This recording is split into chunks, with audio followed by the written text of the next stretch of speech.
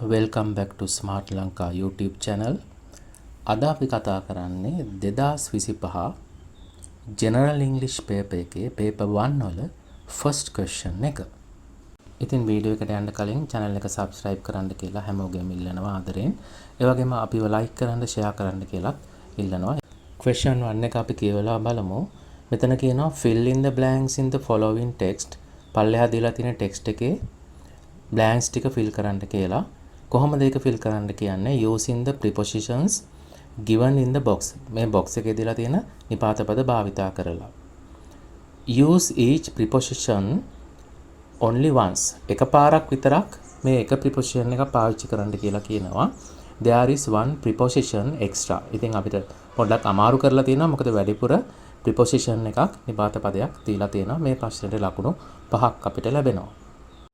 මේ ප්‍රශ්නේදී අපට අපේ prepositions දැනුම පාවිච්චි කරන්න පුළුවන්. අපිට දීලා තියෙනවා prepositions 6ක්. ඔබට පේනවා with කියලා දීලා තියෙනවා. with කියන්නේ සමග කියන එක. on දීලා තියෙනවා. on කියන එක අපිට උඩ නැත්නම් මත කියලා පාවිච්චි කරන්න පුළුවන්. සමහරවිට situation එක අනුව වෙනස් වෙනවා තේරුම. ඒ වගේම without කියන්නේ නොමැතිව රහිතව කියන තේරුම. ඊළඟට at කියලා දීලා තිනවා. at time එකක් ඉස්සරහට අපිට use කරන්න පුළුවන්. place එකක් ඉස්සරහට use කරන්න පුළුවන්.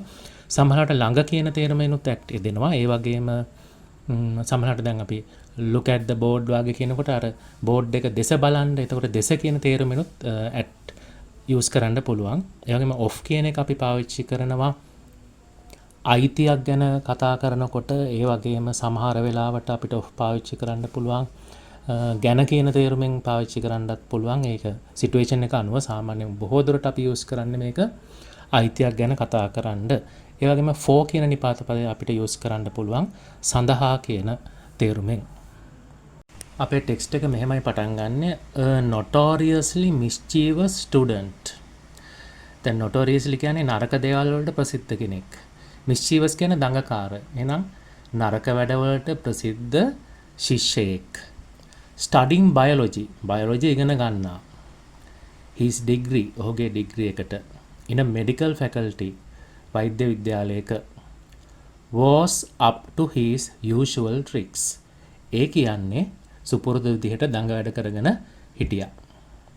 ඒ කියන්නේ medical එකක medical faculty එකක degree එකක් කරන නරක වැඩ වලට ප්‍රසිද්ධ දඟකාර ශිෂ්‍යයෙක් එයාගේ සුපුරුදු විදිහට ඒ දඟ වැඩ ටික කරගෙන හිටියා. එහෙනම් මෙතන බ්ලැන්ක් එකක් එනවා බයොලොජි ගාවට. එහෙනම් මොකද්ද වෙන්න ඕනේ? student studying biology. එතකොට මේ ස්ටුඩන්ට් ඩිග්‍රී එක සඳහා නේද biology studying කරගෙන ඉන්නේ. එහෙනම් සඳහා කියනකොට මොකද්ද මම කියපු preposition එක? for. එහෙනම් අපිට for ආච්චි කරන්න පුළුවන්. student studying biology for his degree. ඊළඟට මේ ස්ටුඩන්ට් ප්‍රශ්නයක් අහනවා. මොකද ටිකක් දඟ ශිෂ්‍යයෙක්නේ. එයා අහනවා how long can a man survive? කොච්චර කාලයක් මිනිස්සෙකුට survive වෙන්න පුළුවන්ද? බේරිලා ඉන්න පුළුවන්ද? a brain sir. ඒතර මොකක්ද උත්තරේ විතර දැනෙන්නේ? a brain sir. brain එකක් නැතිව නේ. brain එකක් නැතිව කොච්චර කාලයක් මිනිස්සෙකුට ඉන්න පුළුවන්ද? එතකොට මොකක්ද උත්තරේ? without a brain. without a brain. He asked his professor. ඔහු ඇහුවා ඔහුගේ ප්‍රොෆෙසර්ගෙන්. This time the professor who was well aware. මේ වතාවේ ප්‍රොෆෙසර් හොඳටම දැනුවත් වෙලා හිටියා. කවුරු ගැනද? the guy කියන්නේ මේ පුද්ගලයා ගැන. ඒතකොට ගැන වාගේ කියනකොට මම කිව්වා මේ off එක ගැන කියලා පාවිච්චි කරන්නත් පුළුවන් කියලා අයිතියම නෙවෙයි. එතකොට who was well aware of the guy. මේ පුද්ගලයා ගැන ප්‍රොෆෙසර් හොඳට දැනගෙන හිටියා. එහෙනම් off කියන උත්තරේ අපිට use කරන්න පුළුවන් third answer එකට. third blank එකට. He looked blank the student thoughtfully. thoughtful කියන්නේ හිතාමතාම මේ ශිෂ්‍යයා දිහා ඔහු බැලුවා. ඒතර ශිෂ්‍යයා දිහා බැලුවා. ඒතර අපිට මොකද්ද මතක් වෙන්නේ? මං කිව්වා කලින්. දෙස time එකකට ඉස්සරහා place එකට ඉස්සරහා ළඟ කියන තේරුමෙන් දෙස කියන තේරුවෙන් මොකක්ද අපි පාවිච්චි කරන්නේ? at කියන preposition එක. at කියන නිපාත පදය. එහෙනම් he looked at the student. ඔහු මේ ශිෂ්‍යයා දෙස බැලුවා thoughtfully හිතාමතාම. එහෙනම් අපිට ඉතින්දී at කියන නිපාත පදය යූස් කරන්න පුළුවන්. and said I don't know really. මම නම් ඇත්තටම දන්නේ නැහැ කියලා ඔහු කිව්වා. දැන් මෙහෙම I don't know really කියලා and after a brief pause පොඩ්ඩක් එයා නවතිනවා. පොඩි විරාමයක් ගන්නවා. එහෙම අරගෙන මෙන්න මෙහෙම දෙයක් added කියනවා. added තව කියන්නේ තව ප්‍රශ්නයක් හරි මොන හරි දෙයක් අහනවා. blank එකක් තියෙනවා. a calm smile.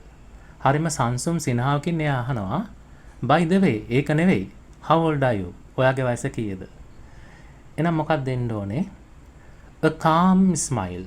සංසුම් සිනහාවක් සමග. එහෙනම් සමග කියනකොට අපිට මොකක්ද මතක් වෙන්නේ?